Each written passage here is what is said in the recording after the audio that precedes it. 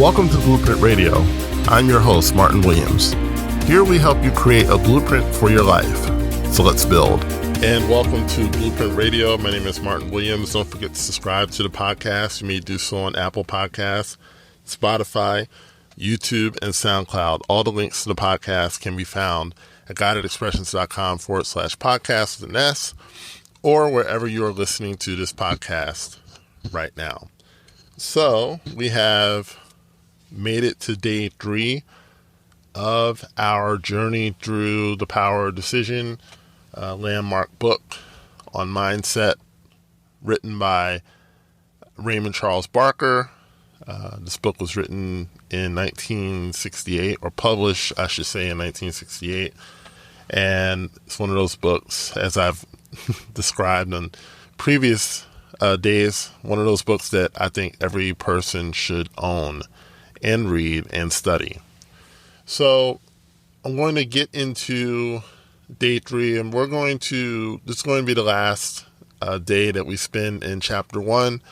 And then tomorrow we're going to move into chapter 2 on indecision. But I want to finish up here with chapter 1. So Barker begins explaining how we don't see ourselves as pure intelligence, right? And the affirmation that he gives several, but one of the affirmations he gives is that we should say, I am pure intelligence, always acting intelligently.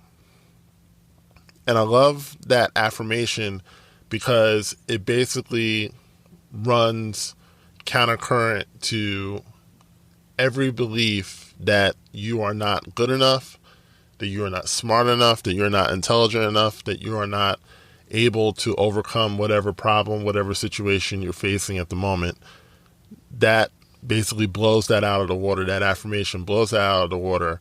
You are intelligence. You're pure intelligence. And it's a reminder also to the subconscious mind to always act intelligently. Don't play the part of someone who doesn't know, who's not aware, who is not able to figure things out, because that's not who you really are.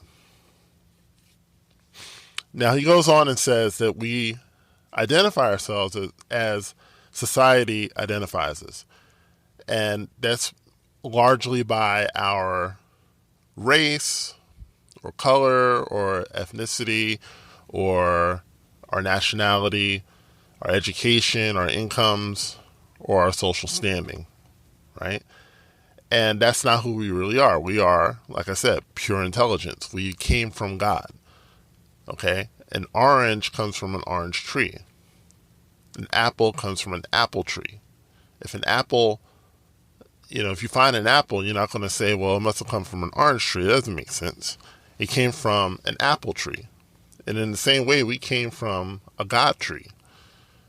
We were created by God. So you come from pure intelligence. God is pure intelligence. So you can't be anything other than what you came from. Okay? So we grew up having, all these facts and all these, dates and all these different things drilled into us, which, we basically call our educational system here in the States. But that doesn't make you intelligence, right? You were intelligence before you set foot in a classroom. You were intelligence before you set foot in a daycare or in a preschool, okay? And you were certainly intelligence before you set foot in a college if you went, or a graduate school if you went. You are intelligence outside of that, right? But we don't always act that way, and we have to begin to reprogram our mind to act in the intelligent manner that we truly are. The good news is we have the power to do that. We have the power to program our minds. Okay? Your subconscious mind drives the majority of your decisions in your daily activities. So if you're doing things that maybe you would not like to do, if you have habits that you're trying to get rid of but can't, understand that your subconscious mind has been programmed in those habits, and until you change your programming, you're going to continue doing those things. Okay? And the way that you stop doing those things is to act intelligently. right? An intelligent person wouldn't smoke 2 packs of cigarettes a day. I'm not judging anyone that's doing that. But if you are pure intelligence, a purely intelligent person who is acting intelligently would not smoke 2 packs of cigarettes a day. A purely intelligent person acting intelligently wouldn't drink, 6 beers in one setting, or drink a half a bottle of liquor in one setting. A person who is pure intelligence wouldn't overeat, wouldn't eat 2 meals at one time, right? A person acting intelligently who is pure intelligence, wouldn't go online and look at porn for 2 hours, right? These are just some examples. And again, I'm not judging anyone who's doing any of those things, because as human beings, you are very susceptible to those types of behaviors. And it doesn't make you a bad person, because it's not your fault. You don't know. Most people, they don't know how easy it is to program the mind, right? You've been programmed to think that those things are normal, but they're not, right? They're not normal. And you don't have to do those things. You can absolutely change any habit at any time. But it is a matter of thinking of yourself as pure intelligence. I am pure intelligence. So I no longer have to be confused. I don't have to be someone who can't make a decision, who can't figure things out, who can't, do, highly complex activities. I can do those things because I am pure intelligence. And it doesn't come from reading a book. It comes from tapping into who you were before you even came here. So all problems are a result of unintelligent thinking. This is what Barker talks about. And this thinking happens in a field of intelligence that creates what we are thinking and feeling and assumes that that's what we want. So this is a very important point. A lot of people are unwittingly creating lives that they don't like. They're unwittingly creating situations they don't like because they don't understand that you're giving life a blueprint of what you want. So what you're saying to life is that you want to feel sick, you want to feel frustrated, you want to feel unfulfilled, you want to be unproductive, right? You want to be, someone who is not in control of their thoughts and all of that. You're giving that to this field. And what the field is doing is basically bringing back to you what you ordered. It's kind of like going into a restaurant and saying that, hey, I want a steak that's rare, right? Now, some people like rare steak. And if you do, that's great. I need mine's done, right? I need no red, no blood, nothing. I need it done. I need it, cooked thoroughly, okay? Don't like rare steak. And I certainly don't like, undercooked burgers and things like that. It all has to be well done or I'm not eating it, okay? So a lot of people feel one way or the other, and that's fine. I don't care which side of the debate you're on, but that's just my preference, okay? So if I go into a restaurant and I tell the waiter or the waitress that I would like a well-done steak, the expectation and what happens the majority of the time is that you're going to get a well-done steak back, okay? But what happens a lot of times is that if you aren't absolutely certain about what you want and you're wishy-washy, you're going to get what you vibrate with. So what do I mean by that?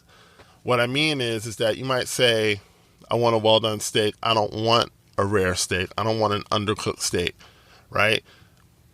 You're basically putting out two different orders. okay, to the universe. You're telling the universe or God or however you want to describe it that I want this, I don't want that. But what the universe is doing is that it's taking both, and you're going to get what you vibrate with the most. So you might say, well, I want to be rich. I don't want to be poor anymore. Okay? That's fine. That's valid. But if you vibrate with poverty, you're going to get more poverty. You're going to get more lack because that's what you vibrate with and that's what you're used to. And what you have to do is that you have to start thinking, you have to start thinking of the solution and stop thinking about the problem. And so what Barker is saying here is that all problems are a result of unintelligent thinking. It's unintelligent to say that I want money, I don't want poverty. That's unintelligent, even though you may have been taught that. But what you have to do is that you have to start thinking prosperity and you got to stop thinking lack. Just completely stop thinking it, because what happens is that as you stop thinking it, you stop creating it. You stop thinking it, you stop saying it, you stop creating it. And when you stop creating it, you're making room for the prosperity to come in, if that makes sense. But too many times what happens is that people are thinking and feeling in one way, and they're shocked when what they think and feel is what comes, right? So in any problem, a new train of ideas is the beginning of the cure. And that's what I just said. And you've got to be able to think a new thought in order to have a new response. We have the power to choose our ideas and our thoughts. Barker says that we should be creating new experiences with our thoughts. And these new ideas should not be based on past experiences. So what he's saying here is that, if you're in a creative job, or maybe, you're starting a business or what have you, what you want to do is that it's okay to, look at someone else's tactics and say, well, let's try that for ourselves. But in the pure, creative sense, what you want to do is that you want to do your best to break new ground. You want to do your best to create something that hasn't been created yet. You want to basically do something that breaks the mold, because that is how we are wired, okay? We have at our fingertips unlimited possibilities, infinite possibilities. There are infinite possibilities in our life, but you have to tap into it by focusing in on those infinite possibilities, right? And you might say, well, I have an idea. I want to do this product that's never been done before. And you might say, well, the lower part of you might say, but how do you know that's going to work? And the reality is you decide that it's going to work. You make the decision that it's going to work, and you make that decision. And when that decision goes out into the field of intelligence, it comes back as working. How many people told Howard Schultz that Starbucks wouldn't work? How many people told him that people wouldn't pay that much for a cup of coffee that they can get for $1, right? How many people told him that? Probably countless people. But he's a billionaire now. And he went through, I'm sure, a lot of challenges. I never really read his full story, but I'm sure he went through a lot of challenges to get it to that point, to get his company to that point. But trust me, there are a lot of people who told, successful people who started these billion-dollar companies that it wouldn't work. A lot of people told them that. It really doesn't matter what they think.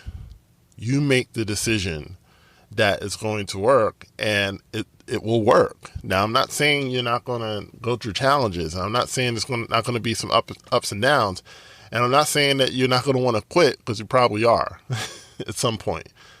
But it's when you make the decision that it's going to work, that it's going to be successful, that is where the right ideas, the right strategies begin to emerge. They don't emerge before. They emerge when you start thinking in a way that is intelligently, that is akin to your nature of who you really are.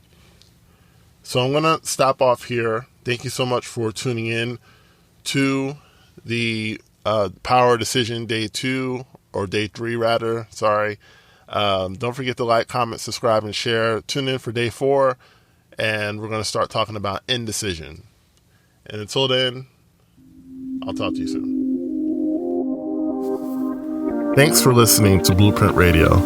For more information on Martin Williams coaching and products, please go to guidedexpressions.com or visit me on Facebook as well as Instagram.